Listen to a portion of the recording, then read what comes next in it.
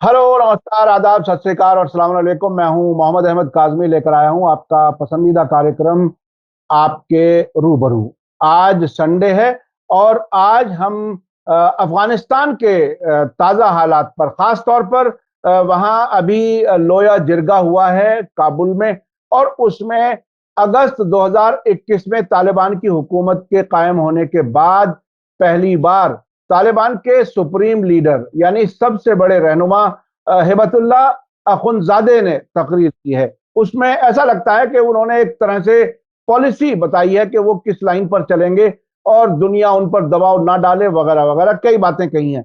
ये ऐसे वक्त में हुआ है जब तकरीबन एक हफ्ते पहले ही अफगानिस्तान में एक बड़ा जलजला आया है, उसमें तकरीबन 1,000 लोग मारे जा चुके हैं। इस लोया जिरगा में तकरीबन 3,000 उलमा, मौलवी इकट्ठे थे, और ये पहला ऐसा मौका था अगस्त 2021 के बाद जब एक बड़ी तादाद में लोग इकट्ठे थे और अपने लीडर को सुनने के लिए आए थे।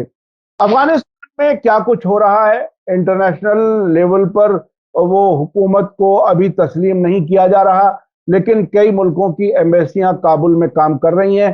भारत की एम्बेसी भी किसी हद तक खुली है, खास तौर पर जलजले के बाद में कुछ लोग वहां पर पहुंचे हैं। कई मुल्कों की एम्बेसियां वहां इस वक्त काम कर रही हैं, जिनमें रूस, कतर, ईरान, किर्गिस्तान और कुछ दो तीन मुल्क और हैं, और अब भारत की भी एम्बेसी खुल गई है। इन सब वाकयात पर बात करने के लिए मेरे साथ आज खास मेहमान हैं डॉक्टर जफरुल इस्लाम खान साहब, जो एक बड़े राइटर हैं, जर्नलिस्ट हैं, और दिल्ली माइनॉरिटी कमीशन के चेयरमैन रह चुके हैं, और बहुत सी किताबें आपने लिखी हैं, और मिल्ली गजट नाम का एक अखबार है, उसके एडिटर हैं। पहले प्रिंट कॉपी आती थी, अब वो डिजिटल है, आप लोग उनकी वेबसाइट जाकर के देख सकते हैं। डॉक्टर जफरुल इस्लाम खान साहब, वेलकम है आपका, मीडिया स्टार वर्ल्ड को आपने वक्त दिया। आप ये बताइए कि इस वक्त जो ये तकरीर आई है तालिबान के सुप्रीम लीडर, जब सुप्रीम लीडर का एक टाइटल आया था तो एकदम जहन में आता था कि शायद वो ईरान के सुप्रीम लीडर के तौर पर एक सिस्टम बनाना चाहते हैं, लेकिन अभी वो बहुत साफ नहीं है। इस वक्त जो ये तकरीर आई है उसको आप किस तरह से देखें? देखिए, तकरीर पूरी तो हमारे सामने नहीं है, लेकिन जो भी रिपोर्टें हुई हैं, जो वहाँ की तुलु एजेंसी है वहाँ पे, उसमें आई है। कुछ हमारे हिंदुस्तान के अखबार हिंदू में आई है, कुछ लंदन के अखबार गार्डियन में आई है। तो इन सब से ये मालूम होता है कि मुल्ला या अखुंजादे हिबतुल्लाह साहब अचानक वहाँ पर पहुंचे और वहाँ पे तकरीर की। ये जो जिरगा या लोया जिरगा वहाँ पे हो रहा है, ये 3 दिन का है, जो कि आज खत्म हो रहा है। जुमेरात, जुमा और शनिचर को खत्म हो रहा है। इसमें 3,000 मौलवी शरीक हैं, और जो सब के सब उनके अपने फिक्र के लोग हैं। अब इस मुल्क के अंदर यकीनी तौर से और लोग भी हैं, वहाँ पर सियासतदान भी लोग हैं, वहाँ पे प्रोफेसर हजरात भी हैं, मुख्तलिफ चीज़ों के हैं, मीडिया के लोग हैं, और इसी तरह से दूसरे फिरकों के उलमा भी मौजूद हैं। तो उन सबको नज़रअंदाज करके ये लोया जरगा तो नहीं हो सकता, बल्कि ये उनकी अपनी ही कॉन्फ्रेंस हो सकती है। और इस कॉन्फ्रेंस में जहाँ तक रिपोर्टिंग हुई है, उसमें मुल्ला हिबतुल्लाह ने यह फरमाया कि ये हमारा निज़ाम है, यही चलेगा। यानी जो इस वक्त तालिबान का निज़ाम है वही चलेगा। और उन्होंने कहा कि दुनिया के बाहर के ममालिक जो हैं वो कतई हमारे यहाँ दखलंदाजी नहीं करें, हम उनकी बात नहीं सुनेंगे, हम उनके ऑर्डर नहीं लेंगे। बल्कि उन्होंने यहाँ तक भी कहा कि अगर हमारे ऊपर एटम बम भी गिरा दिया जाए, तब भी हम बाहर के लोगों का ऑर्डर कबूल नहीं करेंगे। तो इससे जो मालूम होता है कि वो बड़ी हद तक दुनिया से बेखबर हैं, दुनिया को नहीं जानते कि दुनिया आज कौन सी है, कैसी चल रही है। उन्होंने औरतों और बच्चों का कोई भी जिक्र नहीं किया, बल्कि सिर्फ अपनी पुरानी बातें दोहराई। तो एक बुनियादी बात तो यह है कि जो आदमी सरबराह हुकूमत होता है, जिसको वहाँ अमीरुल मोमिनीन कहा जा रहा है, वो अपने दारुस्सल्तनत में रहता है। वो कंधार में रहते हैं। वहां से पहली दफा पिछले अगस्त में जब तालिबान ने काबुल पर कब्जा किया, जो कि दारुस्सल्तनत आज भी है, अगर उन्होंने कंधार को बना दिया तो और बात थी, कंधार को नहीं बनाया इसलिए कि छोटा शहर है। تو وہاں پر یہ پہلی دفعہ ہے، تو کوئی بھی، چاہے وہ خلیفہ ہو، امیر المومنین ہو، صدر مملکت ہو، بادشاہ ہو، اس کو اپنے دارالسلطنت میں رہنا چاہیے، اس کو اپنے عوام سے ملنا چاہیے، اس کو اپنے میڈیا سے ملنا چاہیے، اس کو جو غیر ملکی جو مہمان بڑے آتے ہیں ان سے ملنا چاہیے، تبھی وہ جانے گا دنیا میں کیا ہو رہا ہے اور کیا نہیں ہو رہا ہے۔ اگر وہ اپنے کسی حجرے میں وہاں پر جیسے کہ اس وقت کہا جا رہا ہے کہ اپنی کسی حجرے میں وہ بیٹھے رہتے ہیں، اس سے پہلے ملا عمر بھی یہی کرتے تھے، ان سے پہلے جو تھے، تو یہ کوئی طریقہ نہیں ہے۔ ہم نے کبھی نہیں دیکھا خلفاء ہمارے جو اس طرح سے رہتے تھے، نہ حضرت ابو بکر نے کیا، نہ حضرت عمر نے کیا، نہ حضرت عثمان نے کیا، نہ حضرت علی نے کیا، کسی نے نہیں کیا، بلکہ عوام کے درمیان رہتے تھے اور روزانہ ان سے ملتے تھے، بلکہ جس دن چھٹی ہوتی ہماری جمعہ کے دن اس دن بھی ملتے تھے۔ اور ایک جو گورنر تھا وہ جمعے کے دن نہیں ملتا تھا تو اس سے بات پرس کی گئی کہ کیوں تم نہیں ملتے ہو، اس لیے کہ عوام کے مسائل تو موجود ہیں۔ تو اس لیے میں کہتا ہوں کہ جو حکومت کی ذمہ داریاں ہیں، آپ نے نام تو قبول کر لیا، لیکن آپ سمجھتے ہیں کہ خانقاہ میں رہ کے، کسی مدرسے میں رہ کے آپ چلا سکتے ہیں، تو ایسا نہیں ہو سکتا ہے۔ یہ پہلی بات ہے۔ اس کے علاوہ انہوں نے یہ بھی کہا کہ طالبان کے علاوہ ملک میں دوسرے جو شرائع ہیں، دوسرے جو لوگ ہیں، ان کو ہم نے معاف تو کر دیا، یہ فرمایا انہوں نے، لیکن ہم ان کو حکومت میں شریک نہیں کریں گے۔ دیکھیے یہ بہت ہی بنیادی مسئلہ ہے کہ ایک ایسی حکومت جو کسی انتخاب سے نہیں آئی ہے بلکہ بزور طاقت ہی آئی ہے۔ اب ایسا دنیا میں ہر جگہ ہوتا ہے، اگر کوئی بھی حکومت بزور طاقت آتی ہے تو کچھ دنوں میں، 6 مہینہ 1 سال کے اندر وہ الیکشن کراتی ہے، اور الیکشن کے بعد جس کو بھی زیادہ بہومت ملتی ہے ہندوستان کے الفاظ میں، تو وہ حکومت کرتا ہے۔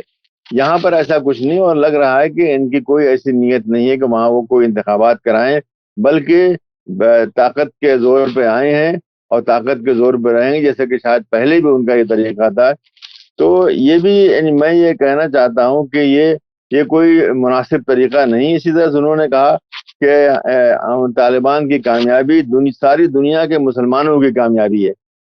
تو یہ میں سمجھتا ہوں ایک جملہ ہے، خالی ایک لفظ ہے، جس کا حقیقت سے تعلق نہیں ہے، کیونکہ جو مسلم جو دنیا کے رہنما ہیں، چاہے وہ سیاسی ہوں چاہے وہ علماء ہوں، ان کی بات تو وہ نہیں سن رہے ہیں، نہ انہوں نے کسی کو دعوت دی کہ آپ آئیے، ہم آپ سے مشورہ کرنا چاہتے ہیں، یا ان کے لوگ نکلیں وہاں سے اور آئیں۔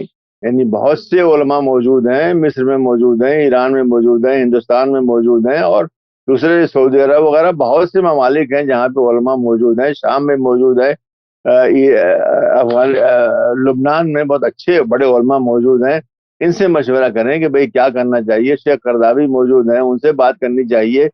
تو ایسا تو ہم نے کچھ بھی نہیں سنا، اور نہ انہوں نے ایسا کوئی، اب اتنے دن ہو گئے ان کو، انہوں نے جو مسلم اسکالرز ہیں، پروفیسرز ہیں، ریسرچ کرنے والے ہیں، بہت سے میادین میں امتیازی حیثیت رکھنے والے ہیں، ان کو دعوت نہیں دی کہ آپ ہمارے ملک میں کم سے کم آئیے ہی، آنے کی دعوت نہیں دی۔ انہوں نے کہا آئیے اور دیکھیے۔ میں سمجھتا ہوں اس سے آگے بڑھنا چاہیے، بلکہ ان کو ملک کو کھول دینا چاہیے کہ جو بھی اچھے سمجھدار، جو عقل رکھنے والے جو مسلمان دنیا بھر میں، وہ آئیں اور یہاں آ کر کے اسلامی نظام قائم کریں۔ آپ بھی کہہ رہے ہیں اسلامی نظام ہے، تو اسلامی نظام وہ نہیں ہوگا جو کہ قرون وسطیٰ کی فقہی کتابوں میں جو لکھا ہوا ہے وہ ہوگا، وہ نہیں ہوگا۔ وہ کتابوں کو جو ہے، آپ اس کو جو کسی الماری میں رکھ کے بند کر دیجئے۔ آج کا زمانہ وہ نہیں ہے، آج دنیا بدل چکی ہے۔ تو میں یہی کہنا چاہتا ہوں کہ طالبان جو ہے، پہلے بھی انہوں نے یہ غلطی کی تھی اور اب بھی یہ غلطی کر دی۔ ایک مثال دیتا ہوں کہ شیخ یوسف القرضاوی، میرے خیال میں کہ سنی دنیا میں ان سے بڑا آج کوئی عالم نہیں ہے، بہت بڑا نام ہے اور بہت سمجھدار آدمی ہے، دنیا کو بھی سمجھتے ہیں۔ وہ اس زمانے میں جب پہلے وہاں پہ طالبان تھے پچھلی دفعہ، تو اس وقت ایک وفد لے کے گئے تھے، صدارت وہی کر رہے تھے۔ انہوں نے جا کے ملا عمر سے بات کی اور کسی مسئلے پر بات کر رہے تھے۔ اب شیخ یوسف قرضاوی جیسا عالم جو ہے، جو ہم خود ان سے بہت بار مل چکے ہیں، بہت بڑا عالم ہے اور ایک طرح سے انسائکلوپیڈیا ہے، ان سے کوئی بحث ہو رہی تھی، تو ملا عمر جو ہے، انہوں نے جا کے ایک الماری کھولی اور اس میں کوئی بوسیدہ پرانے کوئی فقہی کتاب اس کو لا کے دیکھی، کہا اس میں یہ لکھا ہوا ہے۔ تو ان کی سوچ لیجیے اتنی ہے جو ایک انسائکلوپیڈیا ان کے سامنے بیٹھا ہوا ہے، جو کہ ابھی آپ کو بخاری اور مسلم اور ساری دوسری جو کتابیں اس سے کوٹ کر سکتا ہے بغیر کتاب دیکھے ہوئے، آپ اس کو لا کر کے ایک پرانی جو ہے ایک کتاب چھپی ہوئی ہندوستان میں یا معلوم نہیں کہاں پہ چھپی ہوئی ہے فقہی کتاب، اس کو دکھا رہے ہیں. اگر قرآن شریف میں دکھایا ہوتا تب بھی ہم مانتے، بالکل درست ہے. قرآن شریف میں دکھائیے کہاں لکھا ہوا، لیکن کسی فقہی کتاب میں جو کہ 400-500-600 سال پہلے لکھی گئی ہے اس کے اندر کچھ لکھا ہوا ہے، تو وہ آج کا نظام نہیں چلے گا. طالبان کو یہ سمجھنا چاہیے کہ آج دنیا بدل گئی ہے، آج ایک عالمی نظام قائم ہو چکا ہے. آج دنیا ایک سمجھ لیجیے ایک منظومے کے اندر جو ہے بالکل جڑی ہوئی، ایک ہار کی طرح سے جڑی ہوئی ہے. یا آج ایک اقوام متحدہ ہے، آج بہت سی انٹرنیشنل آرگنائزیشنز ہیں جیسے کہ یونیسکو وغیرہ ہیں، ان کے بغیر آپ نہیں چل سکتے ہیں. کوئی ملک جب اس سسٹم سے باہر آئے گا، آپ کا معاشی سسٹم ہے، آپ کے جو اقتصادی سسٹم ہے، آپ کا جو تعلیمی سسٹم ہے، ثقافتی سسٹم ہے، یہ سارے کے سارے سسٹم جو ہے ایک طرح سے ملے ہوئے ہیں اور ان سے آپ باہر نہیں آ سکتے ہیں. اس وقت سینکڑوں معاہدے ہیں، انٹرنیشنل معاہدے ہیں، کووننٹ بولتے ہیں، چارٹر بولتے ہیں، اس پر ہر ملک نے دستخط کیا ہوا ہے. اور جو نیا ملک بھی بننا چاہتا ہے اقوام متحدہ کا ممبر، اس کو اس پر دستخط کرنا پڑتا ہے. اور یہ جو چارٹر ہیں اور یہ جو کووننٹ انٹرنیشنل ہیں، ان کو ملک کے دستور کے اوپر فوقیت حاصل ہے، یہ بالکل سب کو معلوم ہونا چاہیے. تو اس پر دستخط کر کے آپ عالمی نظام میں داخل ہوتے ہیں، اسے پہلے نہیں تھا. پہلی دوسری جنگ عظیم کے بعد یہ دھیرے دھیرے بننا شروع ہوا. پہلے شروع ہوا تھا لیگ آف نیشن بنی تھی، اس کے بعد آج یونائٹڈ نیشنز ہے. کتنی بھی وہ یعنی بہت نامکمل نہ ہو، کتنی بھی ہو، لیکن وہ نظام موجود ہے اور اس نظام کے اندر ہی آپ رہ سکتے ہیں. اگر آپ باہر رہیں گے تو جو حالت آج افغانستان کی ہے وہی ہوگی، اور جو نارتھ کوریا کی ہے وہ ہوگی کہ آپ دنیا سے باہر ہو جائیں گے، آپ دنیا میں نہیں رہیں گے. تو طالبان کو یہ سمجھنا چاہیے کہ اس دنیا میں ہم کو رہنا ہے، اس نظام کے ساتھ رہنا ہے، اس عالمی نظام کے ساتھ رہنا ہے. اور اسلام آپ چاہتے ہیں، اسلام بالکل ہم بھی چاہتے ہیں اور بہت دنیا کا ہر مسلمان چاہتا ہے، لیکن وہ نہیں جو کہ قرون وسطیٰ کے اندر فقہی کتابوں میں لکھ دیا گیا ہے، بلکہ آج دوبارہ ریسرچ کرنی پڑے گی. آج کے حالات کے لحاظ سے صرف قرآن شریف اور حدیث کو دیکھیے، باقی فقہی کتابوں کو آپ جو ہے الماری میں بند کر دیجیے. اس کے بعد دیکھیے کیا چیزیں آج ضروری ہیں، تو آپ کو لگے گا کہ بہت چیزیں جو ہم نے سمجھ رکھی ہیں ان کا آج کے زمانے سے کوئی علاقہ نہیں. جیسے کہ آج انہوں نے وہاں پہ برقع لازمی کر دیا ہے. برقع کی کہاں پہ قرآن شریف میں تو مجھے نظر نہیں آیا. میں نے بار بار قرآن شریف پڑھا ہے، مجھ کو کہیں پہ برقع نظر نہیں آیا، یعنی فل فیس جو وہ کورنگ ہوتی ہے وہ نظر نہیں آئی. قرآن شریف میں تو لکھا ہوا الا ما ظہر ملا، بلکہ یعنی قرآن شریف میں لکھا ہوا کہ وہ جسم کا حصہ جو کہ ظاہر ہی ہوتا ہے، اور اس سے وہی سمجھا گیا کہ یہ چہرے کے علاوہ اور ہاتھ کے علاوہ جو ہے یہ جو اجزاء ہیں ان کو ڈھکنا ہے. تو اس کے بعد برقعے پر لازمی. اس کے بعد یہ کہنا کہ بچیاں پڑھ نہیں سکتی ہیں، پورے ملک کے اندر سیکنڈری اسکول کو بچیوں کے لیے بند کر دیا گیا ہے. یہ کون سا ہے؟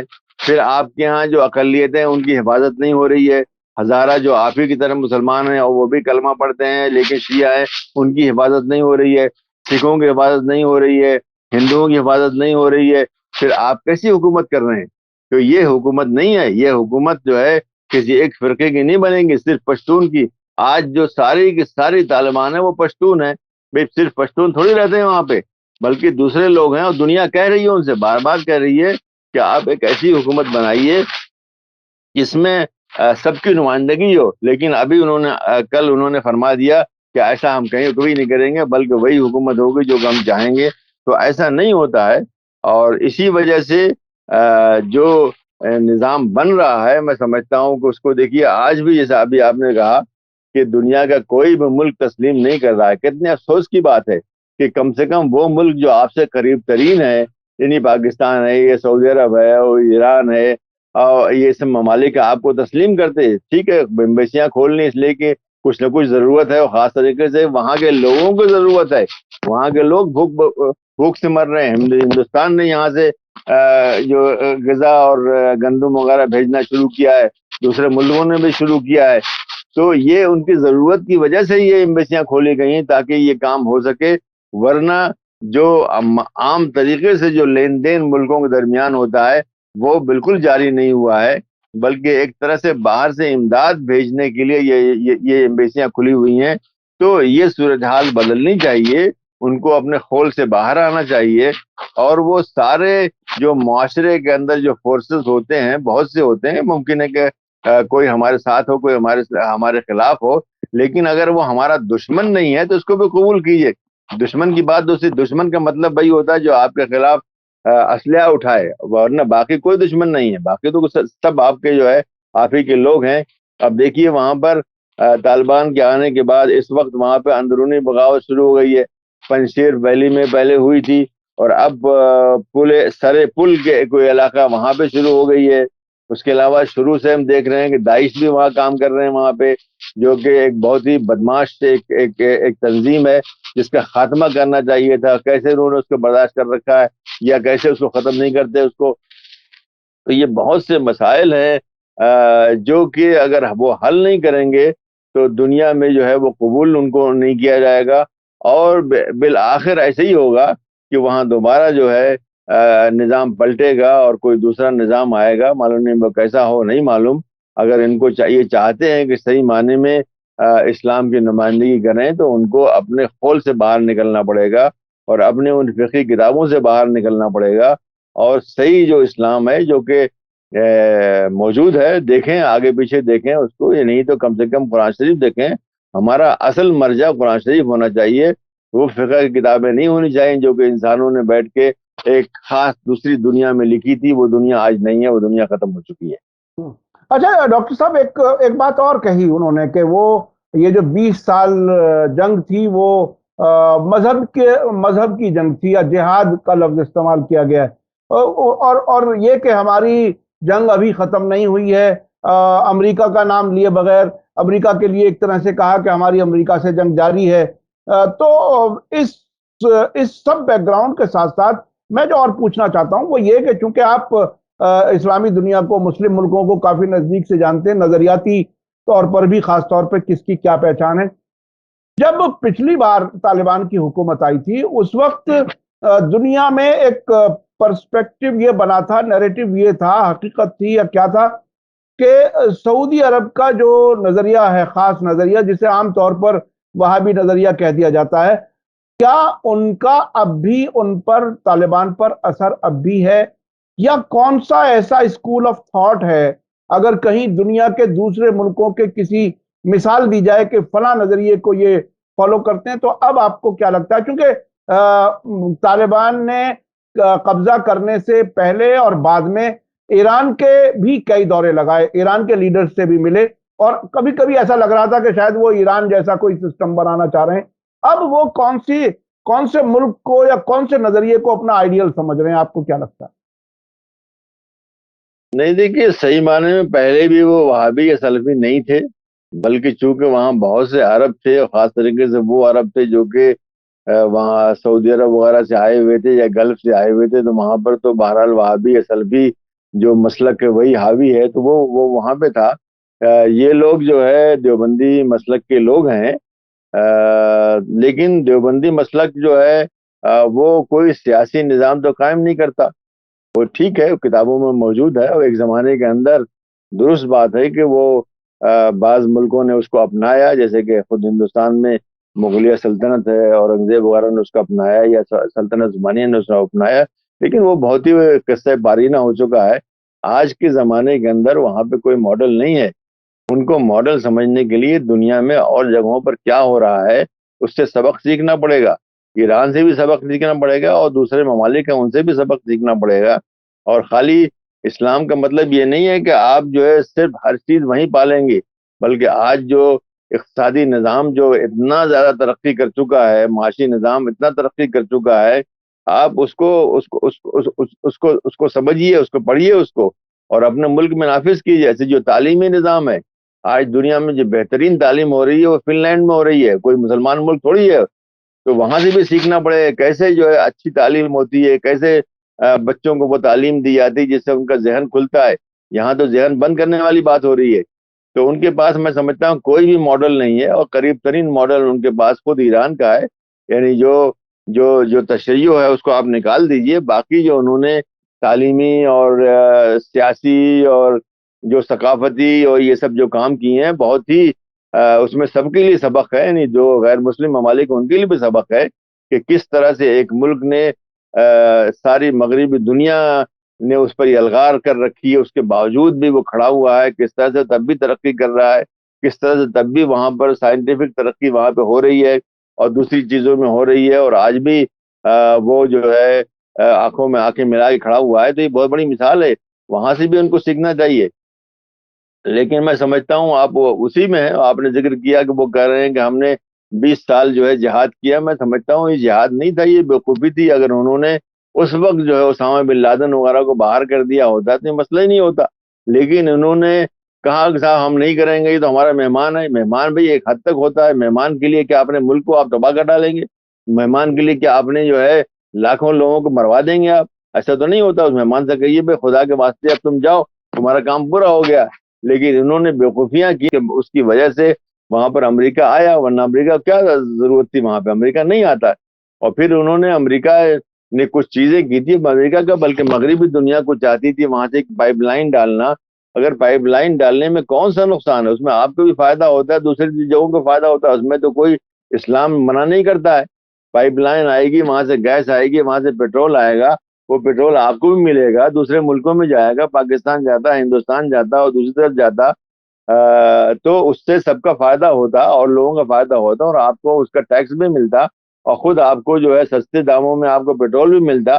لیکن ان بیوقوفوں نے جو ہے اس کو نہیں مانا، اور اس وجہ سے ساری جنگ ہوئی اس کی. اور اس میں بہت کچھ جو ہے یعنی مغربی دنیا کا ہوا. بہرحال جو ظالم تھا اس کے بارے میں ہم نہیں کہتے، لیکن جو مظلوم ہے اس کا بھی بڑا نقصان ہوا. ملک ان کا تباہ ہو گیا. کتنے لوگ، کتنے 5-6 ملین لوگ افغانی تو باہر بھاگنے کو مجبور ہوئے. آج بھی پاکستان وغیرہ میں رہتے ہیں وہ.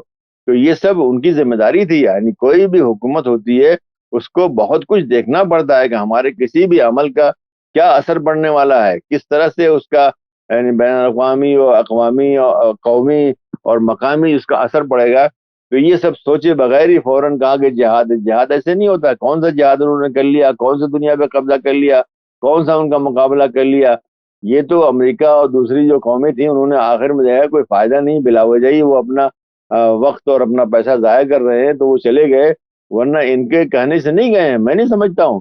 بلکہ وہ اسسمنٹ ان کا یہ ہوا کہ 20 سال کے بعد کہ ہم بلا وجہ کے جو اپنا جو ہے اپنی ساری طاقت اور اسلحے اور پیسے یہاں ضائع کر رہے ہیں اور اس سے کچھ حاصل نہیں ہے، اس لیے وہ چلے گئے. وہ ورنہ وہ کبھی بھی نہیں جاتے. اگر ان کو لگتا کہ یہاں پر کوئی اتنا بڑا زبردست ذخیرہ اور کوئی ایسا پیٹرول اور کوئی ایسی چیز ہے، کبھی نہیں جاتے وہ. لیکن ان کو لگا کہ یہاں تو کچھ ہے ہی نہیں ہے. یہاں وہاں پہ کیا ہے؟ حقیقت یہ ہے کہ افغانستان میں کچھ بھی نہیں ہے. اگر آپ وہاں سے افیون وغیرہ جو وہاں کاشت ہوتی ہے اس کو نکال لیجئے تو وہاں پہ کچھ بھی نہیں ہے. کچھ ذرا سا میوہ ویوہ ہوتا ہے، ورنہ ایسی کوئی چیز نہیں ہے. قدرتی جو معادن جو اور جگہوں پر ہیں وہ وہاں پر نہیں ہے. تو اس لیے یہ سمجھنا کہ وہ کامیاب ہوگا یہ بھی غلط فہمی ہے. آدمی کو اپنا اسیسمنٹ بہت صحیح کرنا چاہیے کہ کن حالات میں کیا ہوا، ہم نے کیا بیوقوفیاں کی، ہم نے کہاں کیا کامیابیاں ہماری ہیں، وہ سب کا اسیسمنٹ. لیکن یہ سوچ ہے جو اصول وسطیٰ والی سوچ ہے، یہ ان کو یہ کام نہیں کرنے دے گی. بلکہ صرف وہ اس قسم کی بات کریں گے جو کہ ملا اخنزادے نے کل کی ہے کہ ہم جو ہے ہمارے خلاف ایٹم بم بھی ڈال دیا جائے تب بھی ہم نہیں ہٹیں گے. یہ کوئی بات نہیں ہوئی ہے. ایک سربراہ مملکت ایسی باتیں نہیں کرتا ہے. یہ تو کوئی بیوقوف آدمی آ کر کے ہمارے گودی میڈیا کے ٹی وی بھی بول سکتا ہے. لیکن یہ کام جو ہے ایک سربراہ مملکت کو نہیں کرنا چاہیے. تو وہ باتیں جو میں نے ابھی کہی تھی دوبارہ دہرا دوں کہ یہ صاحب جب کہ سربراہ مملکت ہے تو ان کو چاہیے کہ وہ آ کر کے کابل میں رہیں جو کہ دارالسلطنت ہے. وہ لوگوں سے ملیں، باہر کے لوگوں سے ملیں، دنیا سے ملیں اور اپنے ایسے ایڈوائزر لیں ملک کے اندر ملک کے باہر سے جو ان کو بتائیں کہ دنیا اصل میں کیسے چل رہی ہے اور دنیا آپ کیسے ترقی کریں گے، ان حالات سے کیسے آپ باہر نکلیں گے. لیکن ابھی تک بہرحال جتنا میں سمجھ سکا ہوں ایسی کوئی بات وہاں پہ نہیں ہو رہی ہے. جی بہت بہت شکریہ ظفر الاسلام خان صاحب، آپ نے وقت دیا. اور میں اس میں اور کوئی سوال اس لیے نہیں کرنا چاہتا کہ آپ نے بہت ہی فوکس اپنے بات کو کنکلوڈ کر لیا.